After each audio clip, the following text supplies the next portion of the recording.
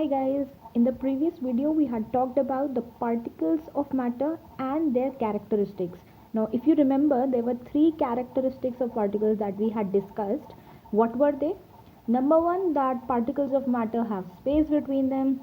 Second, that they are continuously moving. And third, that they have forces of attraction between them. These were the characteristics that we had discussed in the previous video. Now in this video we are now going to talk about matter, but we are going to study about its classification on the basis of its physical properties. Now we had already discussed about the physical properties as well. So when we divide the matter on the basis of their physical properties, we can get three classifications majorly, which are solids, liquids and gases. However, we will also talk about the fourth and fifth state of matter in the end of this video, but not in detail. We are going to discuss in detail about the solids, liquids and gases. So let us first talk about solids. So solids is a state of matter which has definite shape. Now what do we mean by definite shape is that, suppose you have a wooden table, you know that it is solid and it has a specific shape. For example, it might be rectangular or it might be circular, but it is going to remain the same throughout. Its shape is not going to change. Similarly, it has a definite volume, that means it occupies a definite space, and it has negligible compressibility. What do we mean by compressibility is that how much we can compress it, उसे कितना दबाया जा सकता है. In other words, we can also say that it has maximum rigidity. Rigidity is just the opposite of compressibility. जितना कम compressible होगा उतना ज़्यादा वो rigid होगा. So solids, as we know, though, are very rigid. You cannot actually press down a wooden table, can you? Right? Now, why is it so that these solids have definite shape, size, and volume and negligible compressibility? Let us see that by observing the arrangement of particles in these solids. Now here I've taken the example of an iron bar. Suppose in this iron bar, if we try to see at the microscopic level, the particles are arranged in such a way that they are aligned very closely to each other. They are just next to each other and there is very little space between them. So we can say that the interparticle spaces between them is very small. And obviously when the particles are so close to each other, there is so less space between them. What do you think the forces of attraction are going to be? Are they going to be strong or weak? Obviously they are going to be strong. There must be a very strong force of attraction that is keeping these particles very close to each other. So the forces of attraction in solids is very high, which keeps these particles very close to each other, and as a result the interparticle space is also very less. Next thing, one more property about these solids is that whether the solids can diffuse or not. Now if you remember, we had talked about diffusion in the very first two videos. Can you recall that? Diffusion was the intermixing of particles of matter on their own, right? Now suppose if there are two solid things that are kept close to each other, do you think they are going to diffuse onto each other? No, they are going to remain intact. So solids cannot diffuse actually. They do not really show the property of diffusion. However, it is said that solids can also show diffusion, but at a very slow rate. For example, if you have a blackboard and you write on it with the help of a chalk and you leave it undisturbed for like 15 days, and after 15 days you will see when you try to erase that blackboard, you will find it difficult to rub off the chalk particles from there. That is because the process is very slow. Within that gap of 15 days the chalk particles have diffused with the surface of blackboard. But usually and generally we say that solids cannot diffuse. So this is about solids. Now let's understand one more specific case about it. Now we just discussed that solids have a definite shape, they unless a force is applied, they do not break, they have a fixed shape. But we know that a rubber band, it can change its shape. Despite this fact, it is classified as a solid. Why? Now imagine here is a rubber band that I have drawn at the original or rest position. By rest or original position, I mean when there is no force applied onto it. Now obviously when you are going to apply some force on it, it is going to expand or extend its shape. But the thing is that the moment you remove this force, it is again going to come back to its own shape. So it is only under the case of force when it is applied that this object changes its shape. Otherwise it has a fixed shape.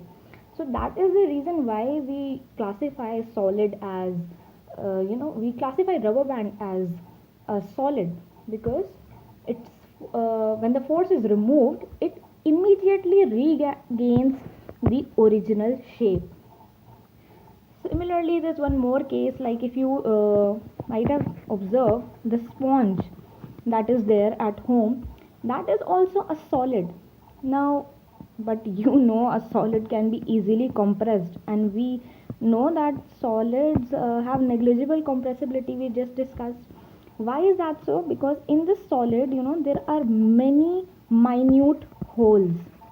Now these holes are occupied, or you can say they are filled with air.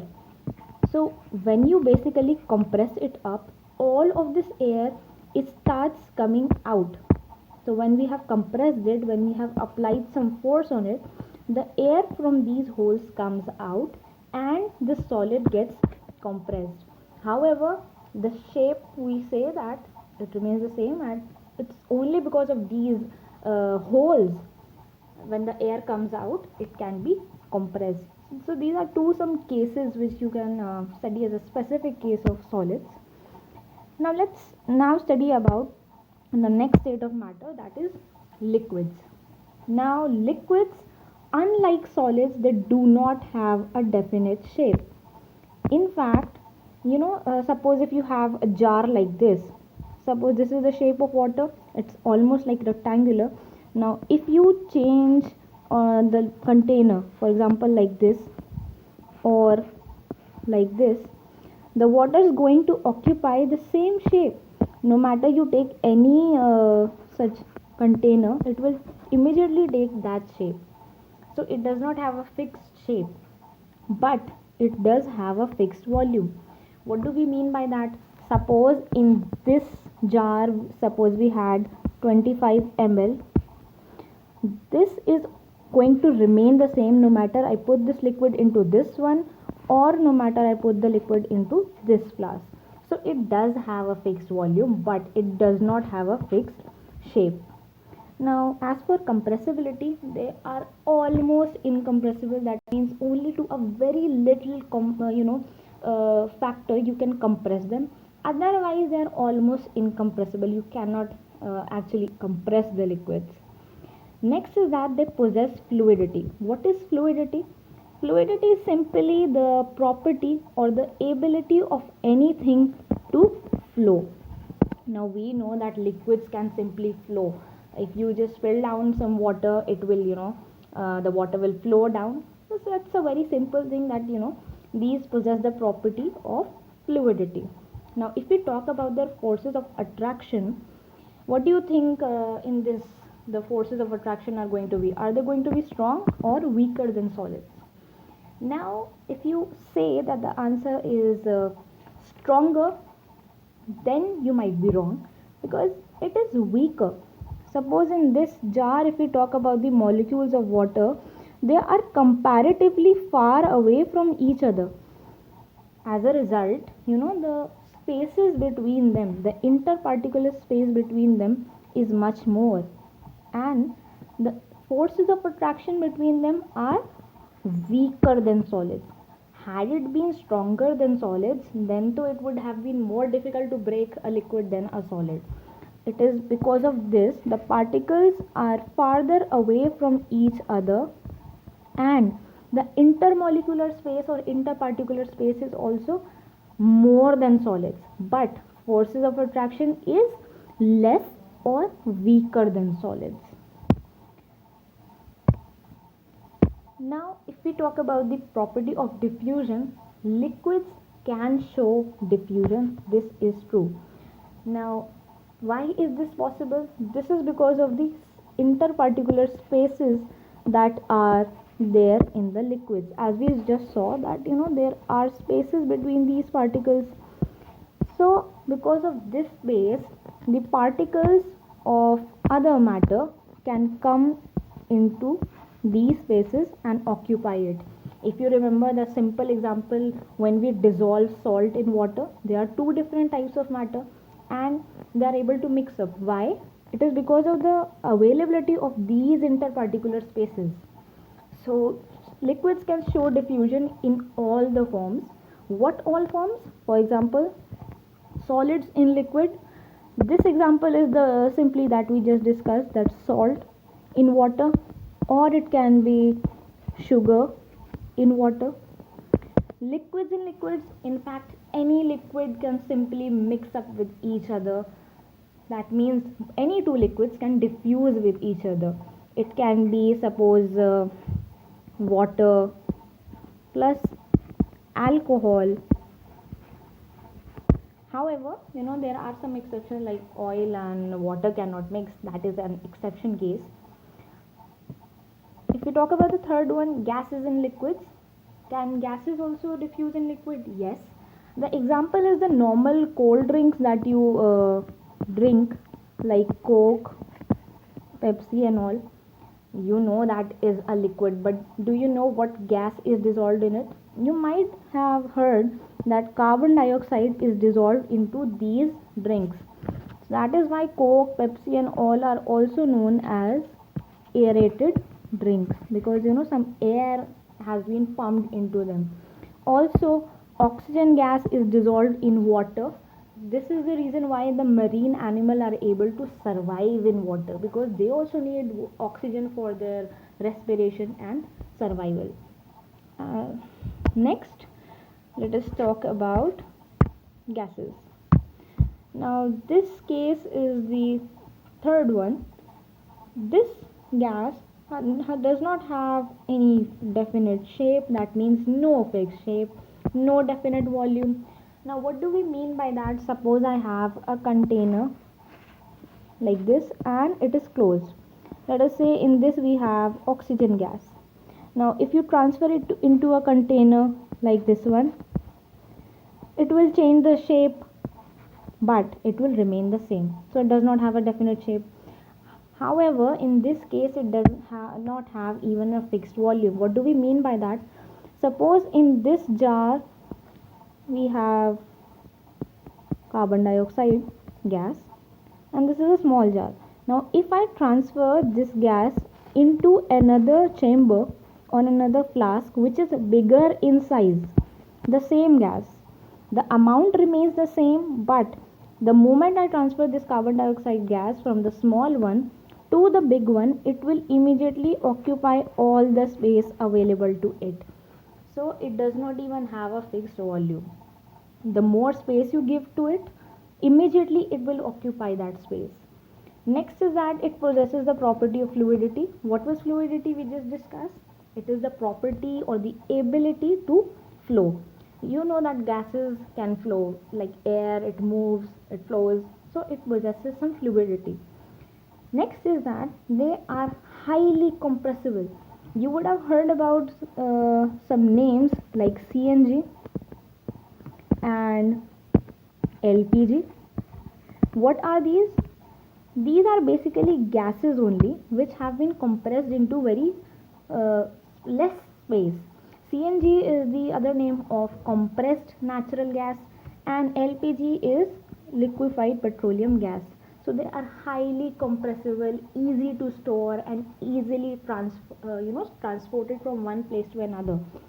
Now, if I talk about the forces of attraction, now what do you think here are the forces of attraction going to be? Are they going to be maximum or minimum? Now, if you say minimum, then it is absolutely correct because the particles are far away from each other.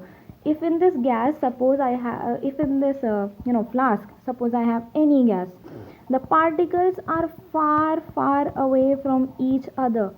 Even then, in the case of liquids, this means that the interparticle spaces, how are they going to be? Maximum or minimum? They are going to be maximum. So when interparticular spaces are to be going to be maximum, obviously that means the forces of attraction is going to be very weak.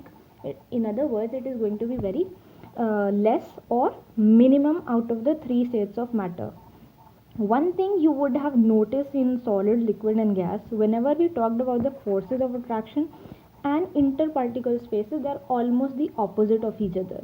For example, in gases, the forces of attraction are minimum, but the interparticular spaces are just the opposite of minimum, that is maximum. Similarly, for solids, we had discussed before.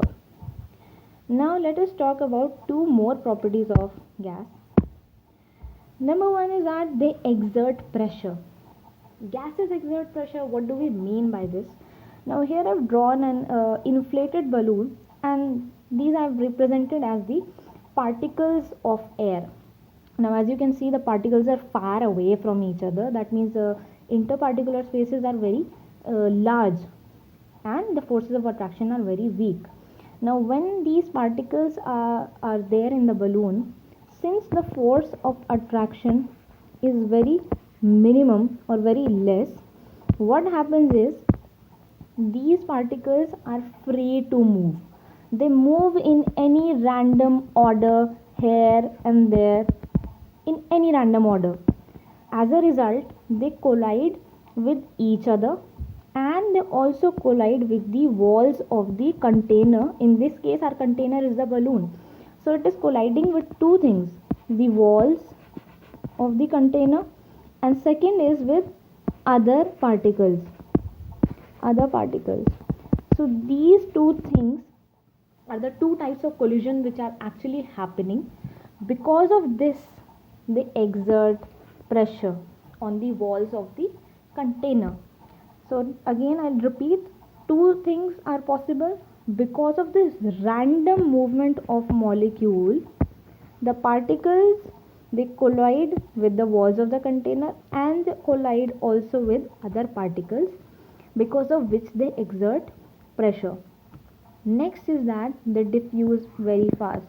Now imagine if I just let this balloon go, or I deflate the balloon, you will observe that all the gas, all the air that is inside it, it will immediately expel out. It will come out, and where will it go?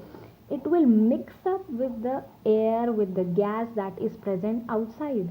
That means that they can show diffusion, and that too at a very fast speed.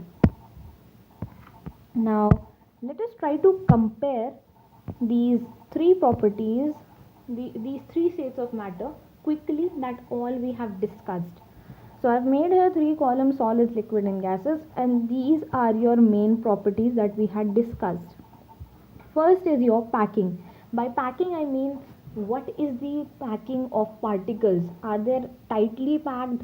Are they loosely packed? Or they are in between? Now, if you remember, in solids, the particles were very closely packed. They were very close to each other. Whereas in gases, it was just the opposite. The particles were very loosely packed. The particles were very far away from each other. So, by packing, we mean this.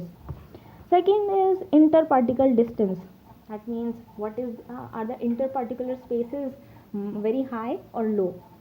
Now in solids, since the particles are very closely packed, obviously it means that the interparticular distance is going to be least and maximum in gases, and it is in liquids, it is going to be in between solids and liquid.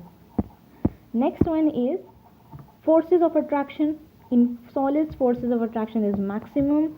In gases, it is the minimum. And again in liquids, it is in between that of solids and gases. Next is shape. Now, as we had discussed, solids have a fixed shape. Liquids do not have a fixed shape. Even the gases do not have a fixed shape. for volume, volume is fixed for solids and liquids. For gases it is not fixed.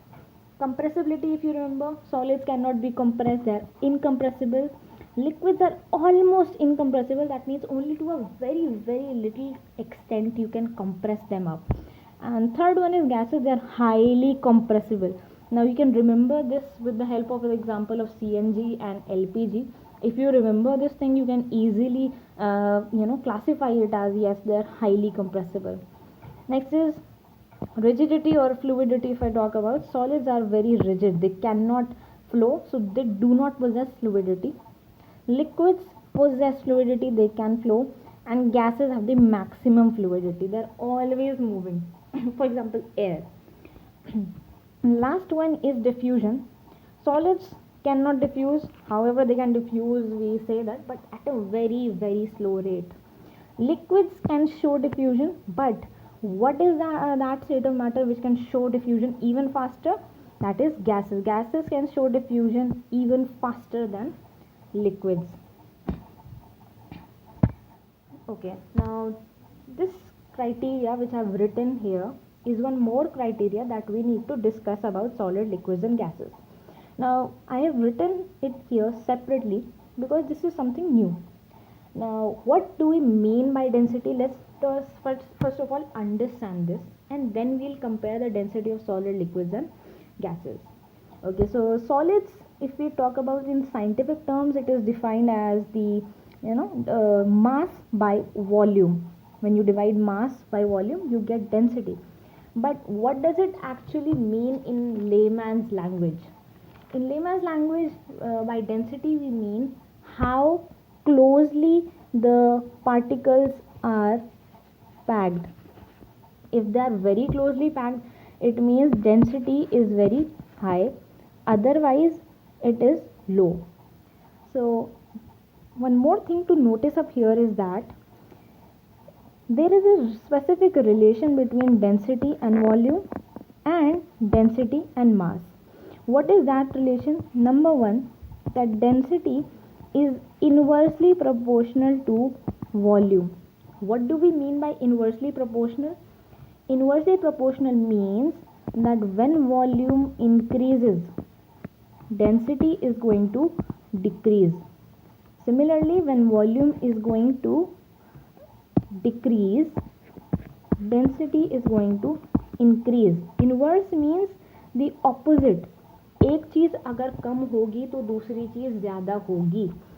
Second thing is that density is directly proportional to the mass. Directly proportional means if one thing is going to increase, the other thing is also going to increase. That means when mass increases, density increases. When mass decreases, now what will happen to density? Yes, it will decrease. So two things that we need to keep here in mind is density is inversely proportional to volume and directly proportional to mass. Now we do know what is density and what are its relations. Now let us try to compare it in terms of solids, liquids and gas. Now if you remember, in solids, let me write up here solid, liquid and gas. Now in solids we know that the volume is very less, whereas in gases the volume is maximum, and in liquids it is in between. Now can you try to figure out what relation are we getting up from here? Volume in solids is very less, that means density is going to be very high. So solids are much dense, or they have high density, whereas the gases have maximum volume. That means the density is going to be very low. So in general we say that gases occupy maximum volume and they are least dense, whereas solids have lowest value, which means they have maximum density.